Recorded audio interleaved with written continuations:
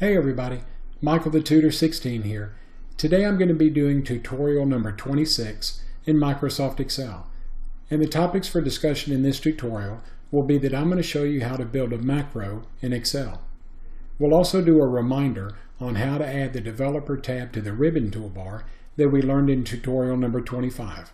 And we'll also do a reminder on how to add a shortcut icon to the Quick Access toolbar that we learned in tutorial number 24.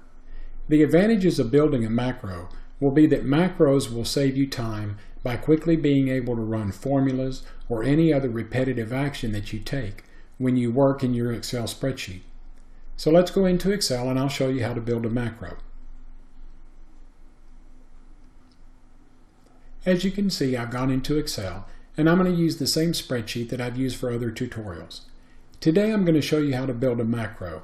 And a macro is nothing more than a recorded set of keystrokes that you take when you perform a specific action. Whether that action is building a formula or doing a mathematical operation or really any repetitive keystroke that you take. By building a macro, instead of performing all of these repetitive keystrokes over and over, you can run the macro which will run all of these steps for you. So let's get started. The first thing that you need to do when building a macro is to make sure that you have your Developer tab in your ribbon toolbar. And in an earlier tutorial, I showed you how to put the Developer tab up here. So this should be a good reminder. To put the Developer tab in your ribbon toolbar, you'll go over to your File tab in your ribbon toolbar and go down to Options. When you click on Options, the list of choices on the left, you're going to go to Customize Ribbon. When you click on Customize Ribbon, over here to the right, you'll see an option for Developer, and you need to put a check mark in this box. When the check mark has been added, you can go down and click on OK, and now your Developer tab has been added to your ribbon toolbar, which will give you access to building and working with all of your macros. Now the first thing that you need to do when building a macro is you need a relative reference. In an earlier tutorial, I showed you how to build the Concatenate formula, and that's the formula that took the area code in cell G4 and the phone number in cell H4 and combined them into cell I4. So we're going to rebuild the Concatenate formula for this macro. But the first thing I need is the relative reference. And since I've already got the Concatenate formula built in cell I4, I'm going to use this cell as my relative reference. So once I choose this cell, I'm going to go over and click on Use Relative Reference one time. Now I can move my cursor down to the cell that I want to start building my macro in. So to do this, I'm going to go up and I'm going to click on Record Macro. It's going to bring up a box and it's going to ask me to name my macro. Now, for the sake of time, I'm just going to leave mine as macro 1, but you will always want to give all of your macros descriptive names. And since we're going to be using this for the Concatenate formula, my suggestion would be that you name it Concatenate. Because if you have 15 or 20 macros, each one will do a specific task. So name it for what it's going to be doing. So it'll help you determine which one that you want to use.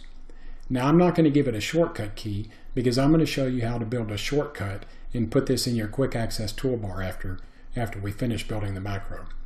You'll always want to store your macros in the workbook that you're working in, and you'll always want to give your macros a good description. And again, for the sake of time, I'm not going to put a description in here. So when I click on OK, everything that I do now is being recorded. So I'm going to rebuild the Concatenate formula.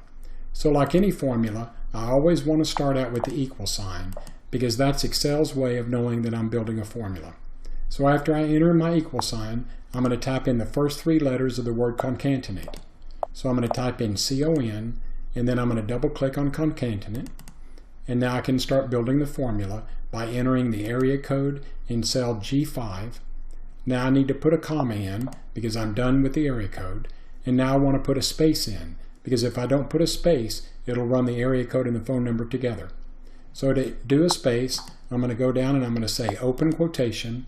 I'm going to hit my space bar one time, and then I'm going to close the quotation. And now I'm going to hit the comma, which is my separator, telling Excel that I'm finished with the space, and now I can enter the phone number by clicking on cell H5, which once I do, it'll put H5 in my formula. And now to finish the formula, I want to close the brackets. So after I close the brackets, I can hit enter. and now you can see that it rebuilt the concatenate formula and it combined the area code and the phone number in for me. Now that I'm finished with the formula, I'm also finished with the macro, so I can go up here and say stop recording. Now that I clicked on stop recording, my macro has now been built. So now if I want to rerun this macro, I can go over, and again, you're in your developer tab in your ribbon toolbar. You're going to go over and you're going to click on macros, and it'll bring up a box with all the macros that you've built. And this is why I say give it a descriptive name, because if you have 20 macros, you're going to want to know what each one does. And if you just name it macro 1, macro 2, or macro 3, you won't know what each one does. So I'm going to click on macro 1 and say run, and watch what it'll do. You see how it redid all of my formula for me without me having to actually rebuild the formula. So that's what a macro will do. Now let's go up and let's add a shortcut icon to your quick access toolbar.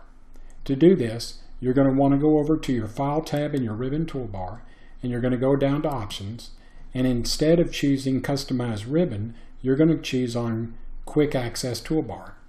When you choose Quick Access Toolbar, where it says Popular Commands, you're going to click on the drop down and you're going to go to Macros. When you click on Macros, you should see a list of all of your macros that you built. And to add it over here to the list to my Quick Access Toolbar, I'm going to click on it one time. I'm going to go over and click on Add, and now I can go down and click on OK. And now the shortcut icon for my macro has been built. So anytime that I want to run that macro, all I need to do now is to go up to my Quick Access Toolbar, and when I click on it one time, watch what happens. It combined the area code and the phone number, and it moved the cursor down to the next cell. So if I hit the macro button again, it'll rerun the macro, and one more time, and then my spreadsheet is finished. So this macro will always be available to you in your Quick Access Toolbar. So that's how you build a macro in Excel. I hope you enjoyed this video. If you did, please subscribe to my YouTube channel. If you have any questions or comments, please send them to me and I'll be more than happy to answer them. I hope you have a great day, and thank you for watching.